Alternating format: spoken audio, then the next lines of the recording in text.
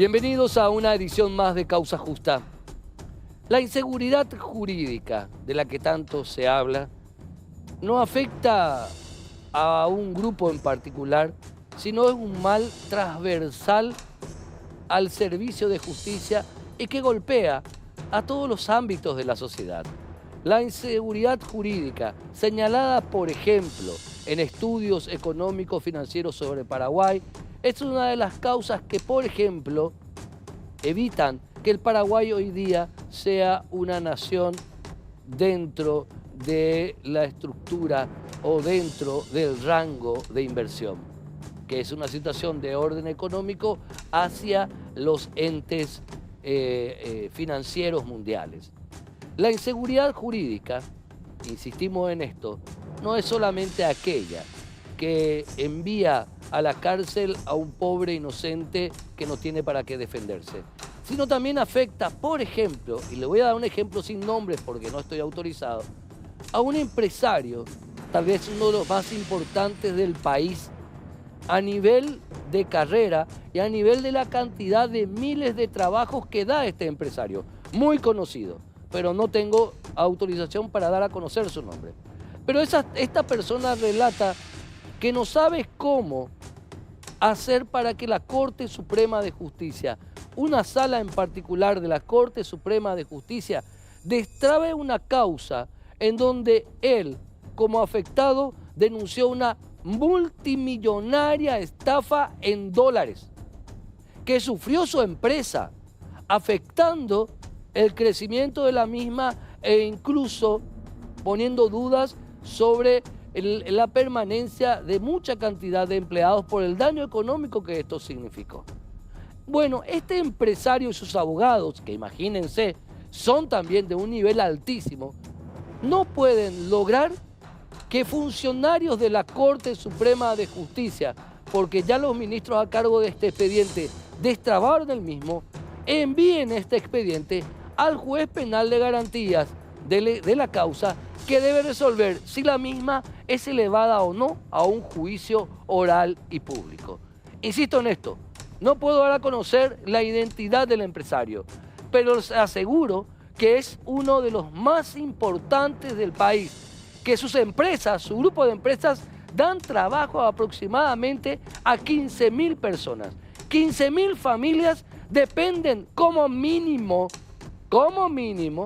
de la firma de este señor para cobrar mes a mes sus salarios. Entonces, ahí nos damos cuenta que la inseguridad jurídica golpea a todos aquellos que nos ajustamos a las leyes, que creemos en las leyes. Porque claro, la inseguridad jurídica no golpea al coimero, no golpea a aquel que tiene el teléfono adecuado del ministro de la Corte correspondiente o del camarista o del juez que corresponde, aquel que puede ejercer presión desde los órganos extrapoder o desde la clase política o desde la clase dirigencial de otras estructuras de influencia. A ese tipo de personajes la inseguridad jurídica no les golpea, pero sí nos golpea a nosotros, los que seguimos creyendo en el reinado de la Constitución Nacional y de las leyes. Ojalá que alguna vez alguien desde la Corte Suprema de Justicia pueda decir que este juego ya debe terminar. A la vuelta al corte, el primer tema del día de hoy. Hace pocas semanas atrás, el equipo de agentes fiscales que intervino y llevó a cabo las investigaciones del llamado operativo a ultranza presentó acusación contra varias personas, vinculando a estas personas a la estructura de narcotraficantes que pudo enviar cientos de toneladas de cocaína a Europa y que también pudo lavar en Paraguay, principalmente en Paraguay, millones de dólares producto de esta venta de esta droga ilegal. Sin embargo, al parecer, en estas acusaciones o en esta presentación se obviaron situaciones de forma y hasta de fondo que afectan a individuos particulares que alegan no estar involucrados en esta estructura. Uno de ellos es un piloto aviador cuyo abogado hoy está acá con nosotros, que exige, o mejor dicho, que pide que la justicia revea su situación porque él nada tiene que ver con esta estructura desbaratada en el operativo a ultranza. Nos acompaña el doctor Miguel Tadeo Fernández, quien justamente representa a este profesional piloto aviador. ¿Cómo estás, doctor? Bienvenido. Bienvenido, muy amable, gracias por la invitación. Y bueno, efectivamente es así, ¿verdad? Nosotros manejamos la causa de a ultranza con mi cliente, que es el señor Diego José Cubas Cordán, quien en principio en la imputación tenía una calificación de narcotráfico. Y en esas consideraciones mi defensa ha planteado dentro del ámbito investigativo aún un incidente de falta de acción por ese tipo penal, por del narcotráfico, que en principio tanto el fiscal como la jueza y la Cámara se opusieron. Sin embargo, hoy día en la acusación nosotros tenemos preestablecido ya de que el fiscal, conforme a lo que manifestó en su acusación, varía el tipo penal y lo sitúa dentro de los tipos penales de lavado de dinero y asociación criminal. O sea, en la imputación lo imputan por A, pero en la acusación lo imputan por B. Claro. ¿Eso es irregular o se ajusta a derecho? No, Esa se ajusta a primera parte. derecho. Lo que no se ¿Puede ajusta... hacer eso el Ministerio Sí, Público? sí, puede. Perfecto. Claro, claro, puede hacerlo, pero mi parte, esta defensa técnica ha solicitado en el periodo investigativo la desvinculación de los tipos penales de narcotráfico porque no están probados. No existen elementos suficientes para sostener que él traficaba droga en algunos de los aviones que él piloteaba, ya que se hicieron los microaspirados que resultaron todos negativos. O sea, él es piloto aviador, él tiene una empresa, tiene un solo avión, tiene varios aviones, ¿cómo es? No, él es contratado por las empresas para hacer taxi, para volar. Él no tiene aviones de su propiedad. Él no tiene avión en su propiedad. Tiene un avión que está en desuso, pero es que tenía No que lo haber usaba para el levantado. servicio de taxi. Sí, Ok. el propietario, él no es de ningún avión. Ok. Él es solamente piloto, Y los aviones que piloteaba, al hacer microaspirados, no se encontraron nada. en absoluto. Ok. En esas condiciones, entonces mi parte solicitó la falta de acción del Ministerio Público para ese tipo penal, ¿verdad? Sin embargo, tanto el fiscal, la jueza y la Cámara se opusieron. Sin embargo, el fiscal después me da la razón y elimina ese tipo penal, Ujú. dejándole tanto a la jueza y a la Cámara como diciéndole, bueno, Dejándole ¿cómo era? En posición adelantada. no usar. En offside, sí. ¿Y Así después, es. doctor? Y en esas consideraciones, hoy día, cuando mi parte solicitó el cambio de calificación, porque evidentemente la primera calificación está con narcotráfico, la jueza nos niega y nos dice, no, esto nosotros no podemos estudiar en este momento, tengo que hacerlo en la audiencia En la preliminar. audiencia preliminar, perfecto. Sin embargo, en las consideraciones jurídicas, legales y procesales, es sabido de que las medidas cautelares se pueden revisar en cualquier momento. Sí. La jueza tiene la obligación de hacerlo cada 3 meses, cosa que nunca hizo, ¿verdad? Entonces, obviando el artículo 248, donde dice que evidentemente el carácter de las resoluciones deben ser en cualquier estado del proceso, también la Cámara opina de esa forma, ¿verdad? Se ha planteado una reposición y en esa reposición también se rechaza con apelación suicidio y la Cámara también admite lo que dice y confirma lo que dice la jueza. En esta consideración, evidentemente, hay una desviación del debido proceso. ¿Por qué, doctor? ¿Por qué?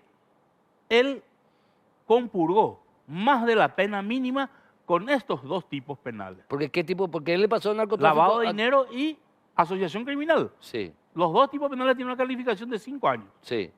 Entonces, aplicándole el artículo 70, igual se va a tener que aplicar uno de los dos, no Sí. los dos juntos, ¿verdad? No los dos juntos porque no se suma. En concurso podría ser un promedio y bueno, pero esas ya son consideraciones del tribunal. Sí. Él hoy día tiene que estar libre. Él tiene que obtener su libertad. ¿Y por qué tiene que obtener su libertad? Porque el tipo penal por el cual él hoy día está calificado, incluso ya ahora en la acusación, tiene una pena mínima de 6 meses. Que ella compuró la pena mínima.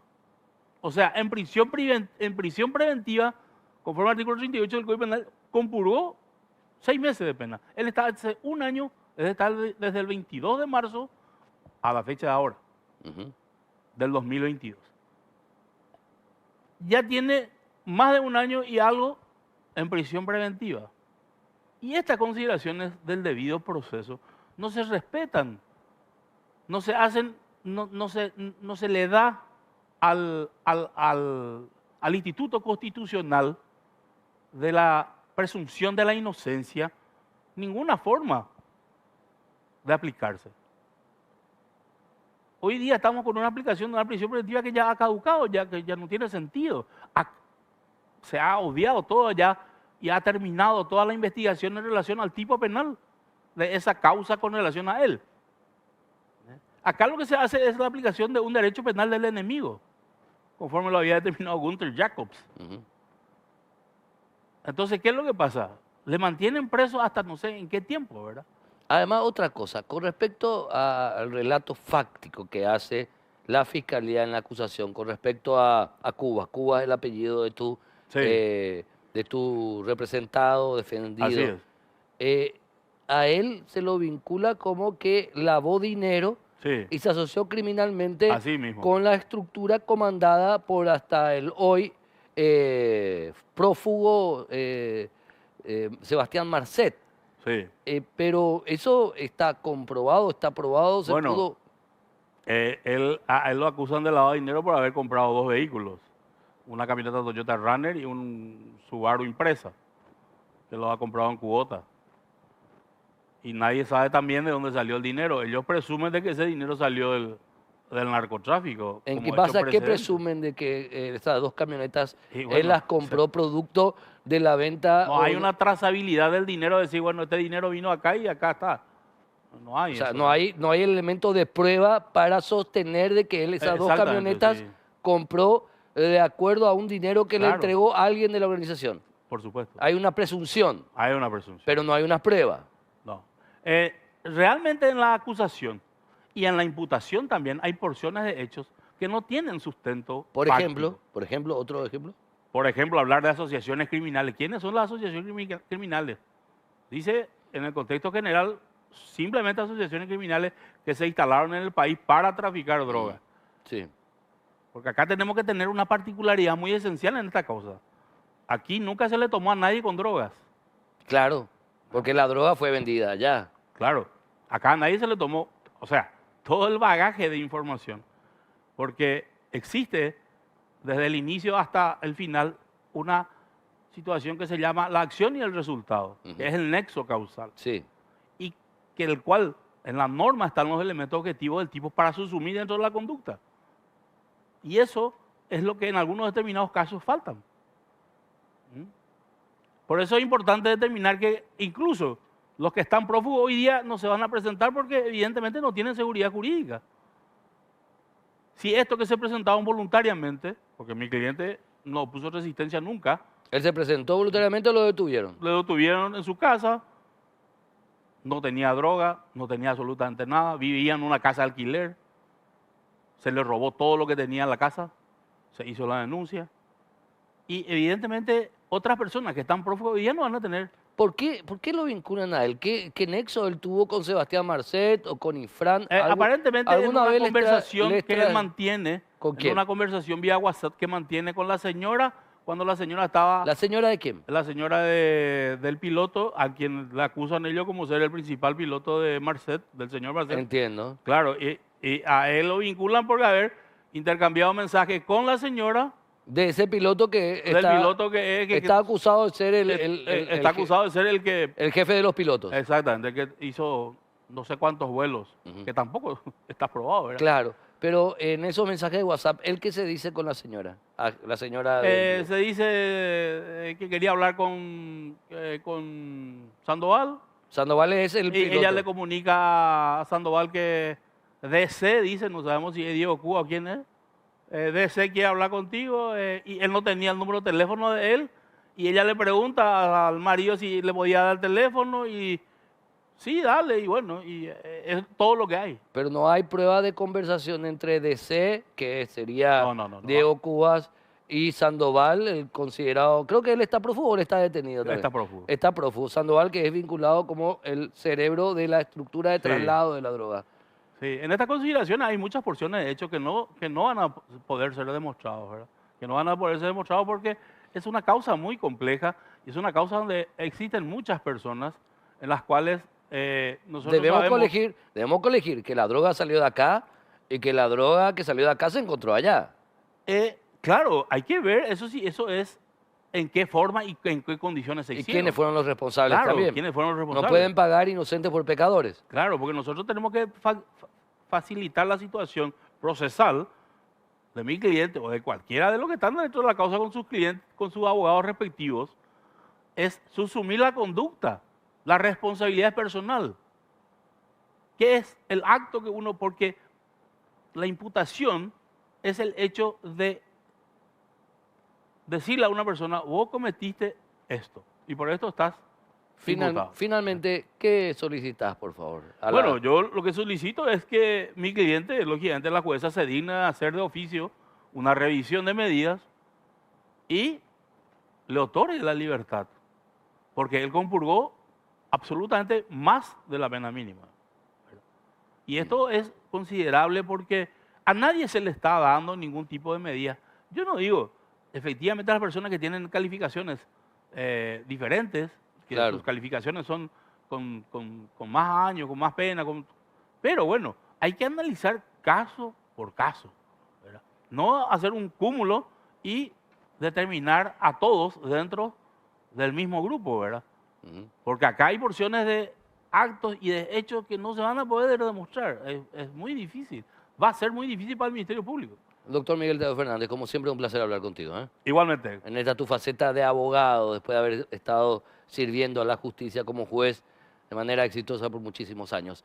A la vuelta del corte, el tema de la semana, el debate serio que hay que hacer sobre la violencia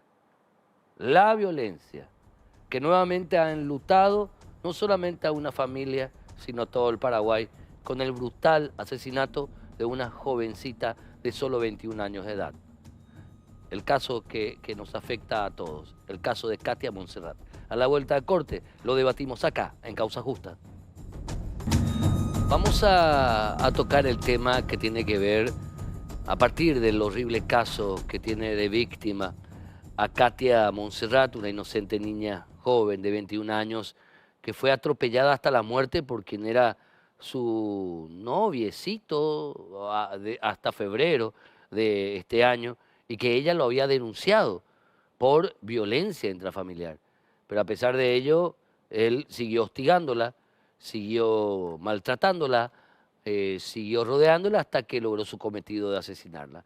Hoy nos acompañan personas que ya estuvieron en Causa Justa a lo largo de estos años, muchísimas veces hablando de este mismo tema, y eso significa de que el tema sigue sin ser solucionado, con abordajes o falta de abordajes demasiado ya incluso deprimentes por parte de quienes deben hacer algo. Nos acompañan por un lado la doctora Michi Moragas, abogada, como les decía, y especialista en Derecho de Protección a la Mujer y en Derechos Humanos, el doctor Ismael Gaona, licenciado, psicólogo, forense y además hoy día también abogado, quien es el titular de la única institución privada en el Paraguay que trata a individuos violentos. Y la doctora Susana Granado, presidenta de la Asociación de Jueces de Paz del Paraguay, juezas y jueces de paz del Paraguay. El gremio que nuclea a los hombres y mujeres que por la ley 5.777 y también la ley 1.600 incluso, son los primeros encargados de proteger a las víctimas de violencia intrafamiliar. Gracias a todos por estar con nosotros, bienvenidos. Gracias. A ver, quiero comenzar con la doctora Susana Granado, si me permiten.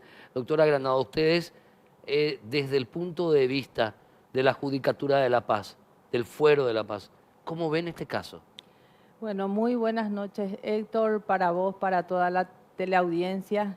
Primeramente, Héctor, decirte que como mujer, como ciudadana y como paraguaya me siento indignada y en estas circunstancias también impotente ante la situación que vivió Katia el domingo pasado. Esa es una realidad que está viviendo las mujeres paraguayas por esa situación de machismo que tenemos en nuestro país. Y hay que decirlo y hay que repetirlo. No es una enfermedad mental. La violencia no es una enfermedad mental. Es el machismo culturalizado en nuestro país y en muchas regiones que se ve arraigado en el pueblo y posteriormente tenemos estos desenlaces trágicos que estamos lamentando. Hoy estamos hablando nuevamente de la pérdida de una vida humana, la pérdida de una mujer paraguaya, de una ciudadana que hizo todo el circuito que justamente la ley exige para poder salvar su vida y sin embargo como institución hemos fracasado. Y eso hay que decirlo y no hay que tener miedo de decirlo.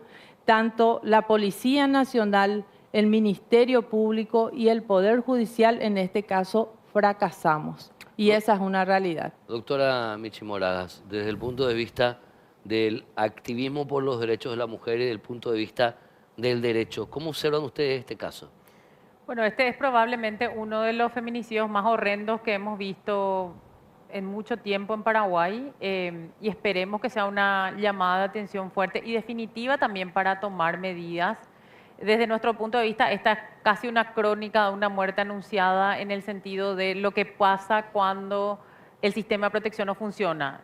Coincidimos plenamente con la doctora Susana que ella hizo todo lo que el Estado paraguayo nos dice a las mujeres que hagamos cuando estamos en una situación de violencia. Ella tomó las medidas, incluso medidas de protección personal, digamos. Ella evitó el contacto, ella, por lo que se sabe, rechazó también verse o seguir comunicándose. O sea, hizo todo lo que nos dicen que tenemos que hacer y aún así el Estado le falló y hoy estamos lamentando este brutal asesinato, feminicidio realmente. Creo que esto tiene que servir para que se vea que, porque el sistema tiene como unas fallas que en algún punto se consideran como menores o detalles, digamos, pero que en son básicas. Pero que en un conjunto más amplio terminan siendo brutales, digamos. Hay mucho, bueno, lo podemos hablar a lo largo del programa, pero hay muchas cosas que se consideran menores y muchas de las cosas que nos pasan, nosotras presentamos este informe esta semana con la Coordinadora de Derechos Humanos del Paraguay y con la Coordinadora de Derechos de la Infancia, que justamente recoge nuestra experiencia a partir de la atención de casos que hacemos en el consultorio jurídico feminista y que muestra un poco todas esas barreras que tienen las mujeres desde los más pequeños a los más grandes que terminan impactando en que básicamente no hay una justicia ni pronta, ni barata, ni accesible. Perfecto. Doctora Imelda Gaona, vos sos titular de la única institución privada en el Paraguay, que es un consultorio jurídico, perdón, psicológico, que atiende a individuos violentos. La única en el Paraguay. Sí, asimismo, muy buenas noches, Héctor, a las compañeras de mesa y a la teleaudiencia también. De hecho que el programa que he diseñado ya hace un tiempo atrás de tratamiento del hombre ofensor es tal cual un programa, no precisamente una institución, es decir, es un modelo terapéutico que puede ser instalado hasta como política pública dentro del Estado paraguayo y que precisamente son 20 años ya de experiencia trabajando con agresores en el proceso de tratamiento y rehabilitación, ¿verdad? Y definitivamente el tratamiento da resultado y es lo que se instala actualmente dentro de la mesa del debate nacional, diría yo, el hecho de que todos estos casos que fueron de alguna manera personas denunciadas o procesadas nunca, o por lo menos la gran mayoría, no pasaron por un proceso de tratamiento. Y es la pregunta, ¿por qué? También se da el hecho de que esta ley, hay dos leyes, la 5.777 y la 1.600. Una creo que la 1.600 es del 2000. Ya tiene 23 años. Sí. Y la 5.777 es más integral, no se refiere solamente a la violencia que pueda haber en el marco de una relación de pareja, pero es mucho más integral, que es del año 2016.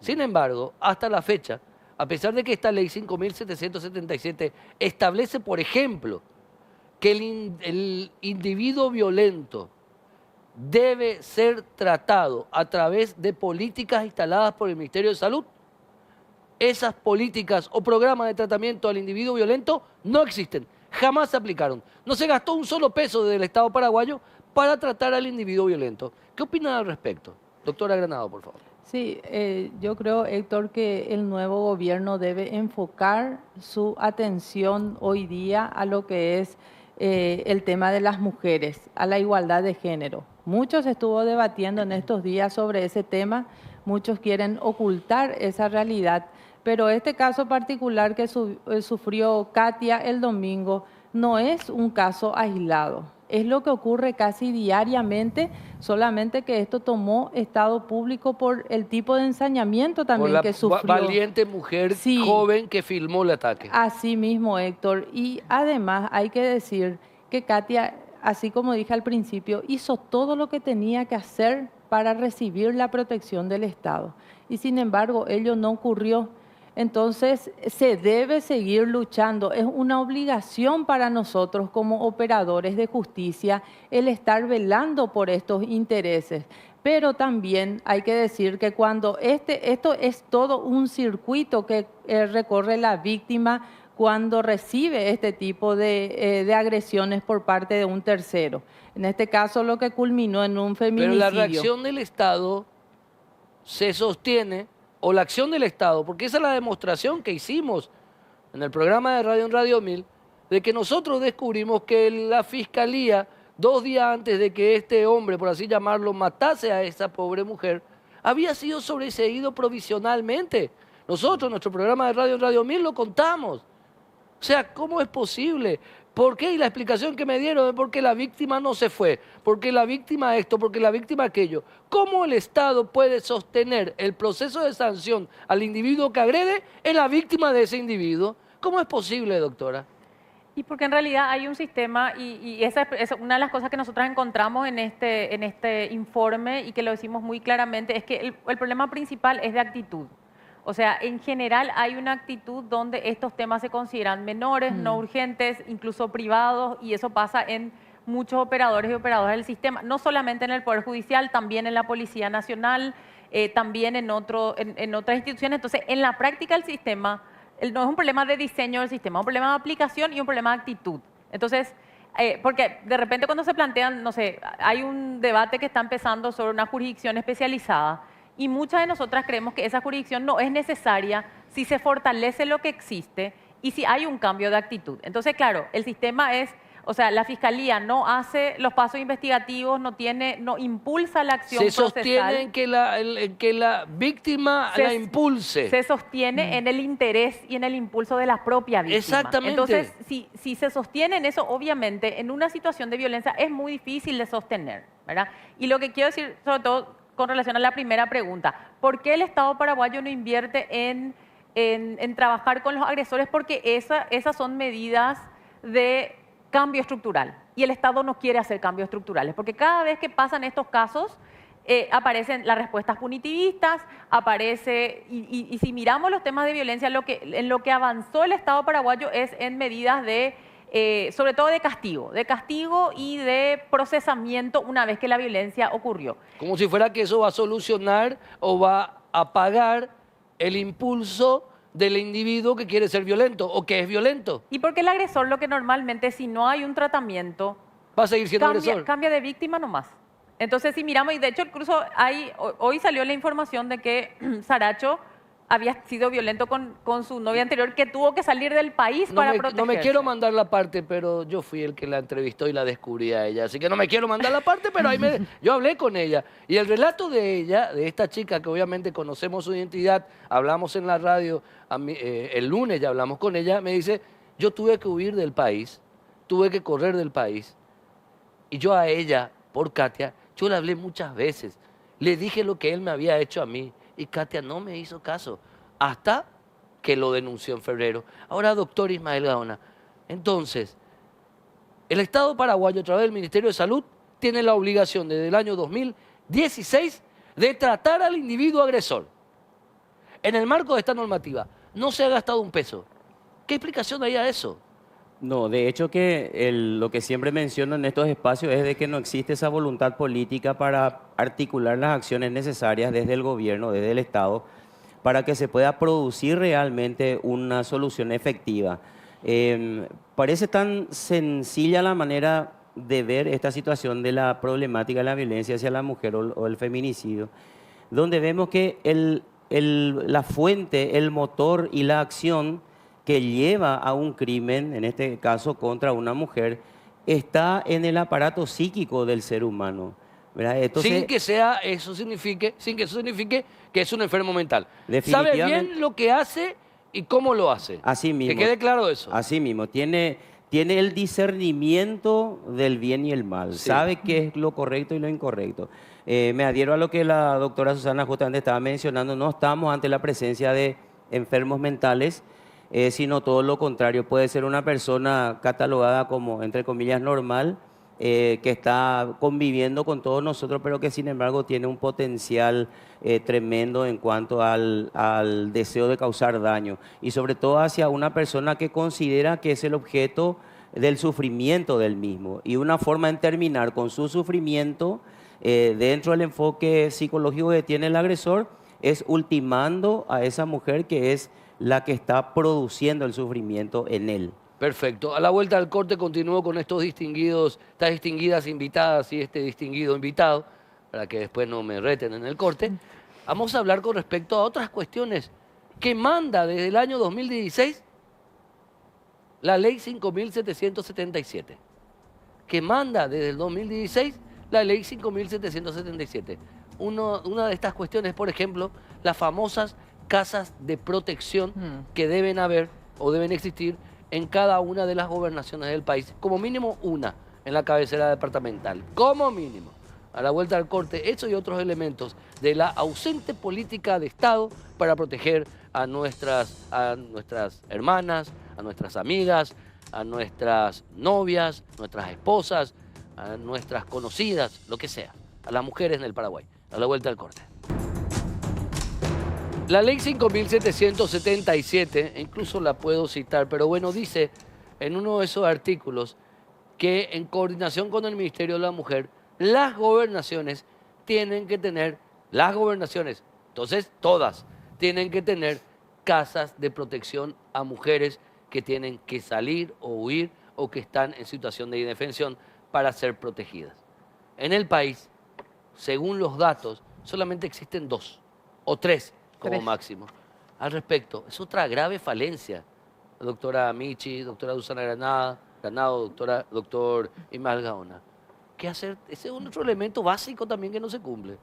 Es que el Estado tiene un problema muy grande de inversión en la protección más allá del poder judicial y las medidas judiciales. O sea, no hay que sacarle un gramo de responsabilidad, digamos, a lo que le corresponde al poder judicial, pero hay un montón de medidas de política pública que pueden coadyuvar también. O sea, una mujer víctima de violencia no solamente tiene que encontrar la fortaleza para salir del ciclo de violencia, que eso es muy complejo, sino también tiene que tener las herramientas prácticas. Tiene que tener un lugar a donde ir, tiene que tener un lugar a donde llevar a sus hijos y sus hijas, tiene que tener un trabajo si es que no lo tenía. O sea, hay un montón de cuestiones muy prácticas que las mujeres también tienen en cuenta para salir de un ciclo de violencia. O si no hablamos de violencia en la pareja, podemos hablar de violencia en el ámbito laboral, esto sería renunciar a un trabajo. O sea, hay un montón de cosas que las mujeres tienen que considerar. Eso podrían tener medidas de apoyo de la política pública.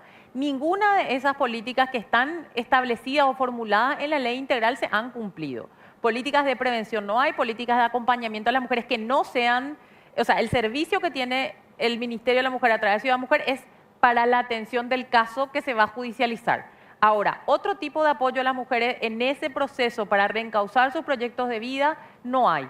Entonces, así como tampoco se está trabajando con los agresores, no se está trabajando con los apoyos necesarios. Y ahí el tema de los albergues es igual. O sea, ¿a dónde te vas a ir en la emergencia si no tenés a dónde ir? Entonces te quedás nomás. O sea, ahí también, porque hay una mirada de las mujeres víctimas de violencia como personas irracionales cuando no quieren salir de su situación de violencia. Pero realmente, no pueden. Si no tenés a dónde irte, ¿qué vas a hacer? Te vas a quedar únicamente. Entonces, si no hay albergues, como dice la ley, en todos los departamentos, la gran mayoría de mujeres de la gran mayoría de departamentos no tiene a dónde ir en el sentido más literal de la palabra. A ver, doctora Susana Granado, preguntan en Control Central, pues preguntan con preguntas sinceras los queridos compañeros, ¿no se pueden ir a la comisaría? ¿No se pueden ir a una iglesia? No, ¿No pueden, doctora Granado? no. No, es una pregunta mal hecha. Sí, sí, sí, no. Buena pregunta. Es complejo el tema de la violencia doméstica y así se debe tomar. Tiene que haber, así como recién estaba mencionando la doctora Michi, una red de contención. De lo contrario, es imposible porque la mujer que está sufriendo víctima de violencia de por sí es una sensación de que no tiene salida. ¿Por qué? Porque económicamente es dependiente del varón.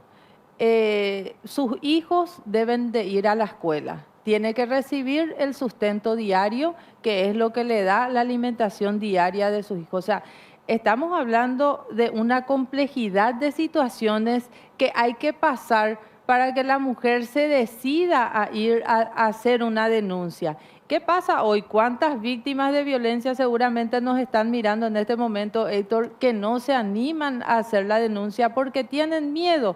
Tienen miedo también a que hagan la denuncia y que después reciban la represalia. ¿Y qué pasa? Siempre el Estado está llegando tarde. Siempre llegamos tarde. ¿Por qué? Porque entre que una víctima va a llamar a la policía, ya está siendo víctima de feminicidio. Entonces, es algo tan complejo que necesita una focalización por parte del Estado. Doctora ¿Cómo? Granado, practicidad. Practicidad, No hay, sí. Ismael Gaona, no hay practicidad, doctor. No hay practicidad. Asimismo No hay es, pragmatismo en esta historia por parte del Estado. sí, exactamente. Yo creo que sería una desidia también, ¿verdad? Por parte del Estado a través de sus organismos donde no encuentran aparentemente la articulación necesaria como para brindar no solamente esa protección a la víctima de manera efectiva, y yo insisto mucho con esto. Se hicieron, es cierto, muchos avances que hay que reconocerlo en cuanto a protección a la víctima. Sin embargo, la materia pendiente hasta hoy día es trabajar con el verdadero responsable de este flagelo, que es el hombre violento. Y mientras no se trabaje con el principal responsable de la violencia o de los casos de feminicidio, nunca vamos a obtener un resultado positivo a nivel nacional. Discúlpame, no quiero corregirte, pero yo creo que enfocamos mal si ubicamos al individuo que genera o que genera el hecho violento como algo, digamos... Como una víctima. No. Un individuo aislado del Como un individuo contexto. aislado. Yo creo que es momento de ponernos a hablar de la violencia. ¿Somos o no un país violento? ¿Somos o no, perdón, retrotraer la pregunta. ¿Somos como seres humanos violentos naturalmente y estamos restringidos por las normas y la convivencia, doctora? Somos una sociedad construida sobre la violencia. Y ahí hay que empezar a... No me refiero solamente al Paraguay, me refiero en general. En general. O sea, el problema de la violencia es un problema mundial, digamos, Humano, ¿verdad? humano. Mundial, pero de la construcción de la sociedad. No es natural. Ahí lo que ese natural me A hace ver, un poco a ruido. ver. ¿En qué sentido? Claro. En que la sociedad construye la forma de relacionamiento entre las personas y entre hombres y mujeres. ¿Y dónde se empieza esa construcción? En la niñez. ¿Y dónde se ve eso? Se ve en el castigo corporal hacia niños y niñas. Cuando hay castigo corporal hacia niños y niñas, ¿qué se les enseña? Se les enseña que hay un momento en el que el conflicto se resuelve con la violencia. Ok. Ese es un aprendizaje que se les deja a los niños y a las niñas con los golpes. Entonces, esas personas crecen y los hombres a eso le adicionan la idea de que no solamente pueden resolver sus conflictos entre hombres con golpes, porque por eso hay también muchos crímenes violentos entre los propios hombres, sino que también pueden resolver sus conflictos con las mujeres en términos violentos. Pero hay también mujeres violentas. También hay mujeres violentas porque es una sociedad violenta. O sea, la madre que le castiga corporalmente al hijo o a la hija es una mujer. O sea, somos una sociedad violenta. Hay diferentes manifestaciones de violencia. Para mí, las más fuertes son la violencia contra niños y niñas y la violencia contra las mujeres. Y lo Ok. estamos viendo. Doctora Granado, al respecto, de su Sí, experiencia. Héctor, a todo esto lo que podemos decir, que lo sucedido prueba de que el machismo existe y cuando se lo ignora, mata. Y es como que se quiere banalizar esa situación. Sí, doctora. Sí, es como una moda. El hecho de que el hombre tenga ese predominio sobre la mujer y Por eso siempre hablamos y se habla en la ley 5777 de la cosificación, decimos ambaeje y seupea. ¿Qué es lo que significa cosificación? Y la mujer deja de ser una persona, pasa a ser propiedad, cree que es su propiedad. Eso es lo que nosotros vemos en este Pero hay mujeres también feminicidio. o sea, lo que a mí me preocupa, doctora Granado, a mí me preocupa lo siguiente, que en el discurso público que se hizo con este proyecto de ley presentado entre gallo y medianoche por un grupo, por un senador y el cual lo firmaron todos sin leer nada, se coloca con ese tipo de proyecto de ley que agrega discursos muy identificados en donde se ubica al hombre como el enemigo a vencer. A mí me preocupa eso, doctora Granado, que en el discurso, que luego se transforma en política de Estado, se ubique al hombre como el otro, como el enemigo, por el otro individuo condicionado biológicamente por haber nacido macho, que es violento naturalmente. Me preocupa esa construcción, doctora Granado. Realmente Pasa, me Héctor, preocupa. que las estadísticas no mienten tampoco. Vos tenés en los juzgados me atrevo a decir, un 99% de denuncias que vienen a partir de mujeres que están siendo violentadas. Pero hay hombres Con eso, violentados que no tienen forma, que pasan luego por la vergüenza de denunciar que son violentados. Acá yo tuve varios casos al respecto, los menos, obviamente, porque no se atreven a denunciar a su pareja que él está siendo violentado, doctora Granado. bueno, el hecho de que una persona tenga vergüenza de denunciar, Héctor, la mujer no está denunciando por vergüenza, no está denunciando por miedo. Y esa es la diferencia Ok. que hay que entender. Ok. La situación en la que está la mujer en este caso. Por eso nosotros también enfocamos la mirada y estamos hablando de una situación de igualdad de género, porque tiene que ir focalizado hacia la parte que está sufriendo en este momento, la parte débil del sistema, porque no estamos teniendo o el Estado no está invirtiendo lo suficiente para que este flagelo deje de formar parte de la estadística. No está invirtiendo, doctora Granado. No está invirtiendo. Dimos 2 ejemplos en Sí. este programa, concretos, 2 ejemplos. Debe haber tratamiento al individuo agresor por parte del Ministerio de Salud. Desde el 2016 no se gastó un peso en ese programa.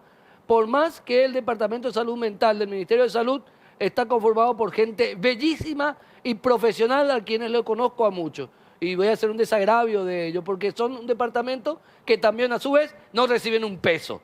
El Departamento de Salud Mental del Ministerio de Salud, un peso no reciben. Y además otra cosa, se deben construir en cada departamento una casa de albergue de seguridad. No hay ninguno. La demostración que no hay una inversión, doctora. Ahora, doctor Ismael Gaona también. Apoyando lo que vos decís, doctora Granado. Ahora, doctor Ismael Gaona, con respecto a este tema, también en esta ley 5.777 habla puntualmente que la malla curricular por parte del Ministerio de Educación y Cultura debe agregar en educación primaria, educación secundaria, cursos, talleres, seminarios sobre igualdad entre hombre y mujer. Una educación basada en el respeto al otro, en la tolerancia y en el reconocimiento de las diferencias. Sin embargo, es letra muerta también, doctora Ismael Gaona. Bueno, a mí me consta que realmente en la malla curricular del Ministerio de Educación sí existen tópicos Sí. que se van tocando desde inclusive el nivel inicial hasta el tercero de la media. Sin embargo, no son, a mi criterio personal por lo menos, no son contenidos ni digamos, experiencias tales como para que pueda modificar realmente el pensamiento de los alumnos y alumnas que asisten a una institución educativa. De hecho, que se requiere el fortalecimiento de esos programas transversales, ¿verdad?, de inserción en el tema de violencia de género en las instituciones educativas. Perfecto. A ver, entonces, finalmente, tengo 30 segundos para cada uno. Y una pregunta no es amarillista. Esta puede ser una pregunta que refleje una realidad. En las próximas semanas, nuevamente mujeres van a morir a manos de sus parejas, exparejas, en el contexto de violencia intrafamiliar o violencia contra la mujer. Sí, cada 10 días en Paraguay muere una mujer como víctima de feminicidio en Paraguay. Yo no creo que eso necesariamente se erradique rápidamente si no se toman las medidas que se tienen que tomar. Doctor Gaona. Asimismo, coincido en eso y agregaría los casos de tentativa también, ¿verdad? Donde evidentemente el pronóstico es muy reservado en cuanto a los índices de violencia por razones de género en nuestro país. Doctora. Héctor, las estadísticas no mienten. No podemos justificar la negligencia de quienes en su momento debían garantizar la vida de una persona que estaba sufriendo y era víctima de violencia. A los tres el agradecimiento. Ojalá que este debate haya servido de algo para quienes que tengan que hacer algo, lo hagan. Pero usted, señor, usted, señora, también puede hacer algo. Si usted sabe de una persona que está siendo víctima de algún tipo de violencia, tiene todo el derecho de denunciar. Está el número 137, el número 911, también el número 132 del Ministerio de la Niñez y la Adolescencia. Si usted es testigo de una persona que está siendo violentada, que está siendo víctima de cualquier tipo de apremio, usted no solamente tiene la obligación, sino el derecho de denunciar para que esta persona sea protegida. Nos vemos en la próxima edición de Causa Justa. Como siempre, un verdadero placer. Chao.